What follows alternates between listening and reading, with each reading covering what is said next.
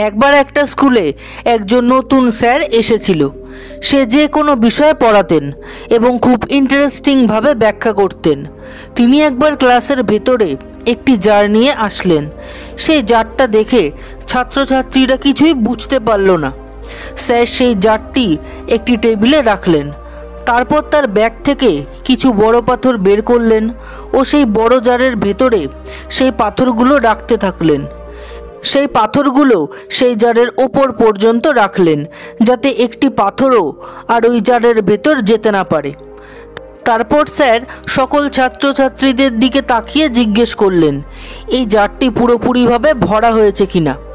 সকল ছাত্রছাত্রী জারের দিকে তাকিয়ে বলল, হ্যাঁ, এই জারটি সম্পূর্ণ ভর্তি। ছাত্রছাত্রীদের সেই কথা শুনে স্যার তার ব্যাগ থেকে কিছু ছোট নুড়ি বের করে সেই ছোট ছোট নুড়িগুলো জারের ভেতর রাখতে লাগলেন। তিনি এক হাতে নুড়ি রাখছিলেন আর অন্য হাত দিয়ে জারটি নাড়াচ্ছিলেন, যাতে জারের ভেতর বড় বড় পাথরের মধ্যে যে ফাঁক ছিল সেই ফাঁকের ভেতরে ছোট নুড়িগুলো জায়গা করে নেয়।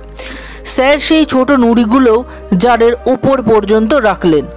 আবার স্যার সব ছাত্রছাত্রীদের দিকে তাকিয়ে জিজ্ঞেস করলেন, এই জারটা কি এখনও পুরোপুরিভাবে ভর্তি হয়ে গেছে? এবার ছাত্রছাত্রীরা চুপ করেছিল, কথা বলতে ইতস্তত বোধ করছিল। তারপরও কিছু ছাত্রছাত্রী উত্তর দিল, হ্যাঁ স্যার, এই জারটা এখন ভরে গেছে। তারপর স্যার এবার একটা বাস্ক বার করলেন, তার মধ্যে বালি ভরা ছিল এবং তারপরে বালি দিয়ে জারটি ভর্তি করতে শুরু করে দিলেন। বালি সেই জারের ছোট ছোট গ্যাপের মধ্যে বসে গেল, যেটা নুড়ি ও পাথরের মাঝে ছিল। জারটি পূর্ণ না হওয়া পর্যন্ত বালি ভর্তি করে আবার ছাত্রছাত্রীদের জিজ্ঞেস করলেন যে এই জারটি এখন পুরোপুরিভাবে ভরে গেছে কিনা। তখন একজন ছাত্র উঠে স্যারকে বলল, না স্যার, একবার এই জারটি নাড়ান। স্যার জারটিকে নাড়ালেন। নাড়াতে গিয়ে জারের ভেতরে কিছু বালি থেকে গেল। স্যার আবার জারের ওপর বালি রেখে এর ওপর পর্যন্ত ভরে দিলেন। স্যার ছেলেটির দিকে তাকিয়ে বললেন, এই জারটা কি এখন ভরে গেছে? এবার জারটি দেখে সব ছাত্রছাত্রীরা সন্তুষ্ট হলো এবং সবাই বলল হ্যাঁ।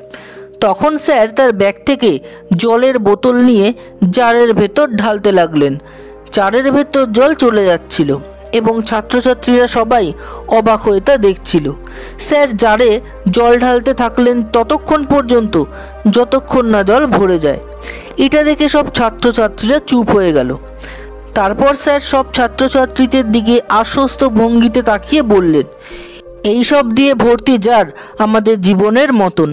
জারের এই পাথরগুলো আমাদের জীবনের গুরুত্বপূর্ণ জিনিসের মতো, যেমন আমাদের পরিবার, বন্ধুবান্ধব, আমাদের স্বাস্থ্য। যদি অন্য সব কিছু আমাদের কাছ থেকে কেড়ে নেওয়া হয় বা হারিয়ে যায়, কিন্তু এইগুলো আমাদের সাথে থাকে, তাহলেও আমাদের জীবন পূর্ণ থাকবে। এবং নুড়ি আমাদের জীবনের অন্যান্য জিনিস যা আমাদের জন্য গুরুত্বপূর্ণ, যেমন আমাদের চাকরি, আমাদের বাড়ি, আমাদের গাড়ি, এবং বালি আমাদের জীবনের সাধারণ জিনিসকে রিপ্রেজেন্ট করে। আমাদের জীবন শুধু এই জিনিসগুলোকে কেন্দ্র করেই আবর্তিত হয়। কিন্তু আমরা যদি জারে প্রথমে বালি বা নুড়ি রাখি, তাহলে সেই জারে পাথরগুলোর জন্য কোনো জায়গা থাকবে না। কিন্তু যখন আমরা সেই পাত্রে প্রথম পাথর রাখি, তাহলে নুড়ি এমনকি বালিও সহ সেই জারে ফিট হয়ে যায়। একই জিনিস আমাদের জীবনেও প্রযোজ্য। আমাদের জীবনেও আমাদের প্রথমে পরিবার, স্বাস্থ্য, আমাদের প্যাশনকে গুরুত্ব দেওয়া উচিত, তারপর অন্যান্য বিষয়কে গুরুত্ব দেওয়া উচিত। যদি আপনি আপনার সমস্ত সময় ও এনার্জি কম গুরুত্বপূর্ণ কাজে ব্যয় করেন, তাহলে গুরুত্বপূর্ণ কাজের জন্য আর সময় থাকবে না। আপনার পরিবারের জন্য, আপনার স্বাস্থ্যের জন্য, আপনার প্রোডাক্টিভিটির জন্য আপনার কাছে সময় থাকবে না। তাই প্রথমে জারের ভেতরে পাথর রাখুন। নুড়ি এবং বালির মতো ছোট জিনিসগুলিকে তাদের জায়গা নিতে দেবেন না। বন্ধুরা, ভিডিওটি কেমন লাগলো কমেন্ট করে জানান। ভালো লাগলে অবশ্যই একটা লাইক করে বন্ধুদের সাথে শেয়ার করে দেবেন। আর চ্যানেলটিকে সাবস্ক্রাইব করে বেল আইকন অলে ক্লিক করতে ভুলবেন না যেন।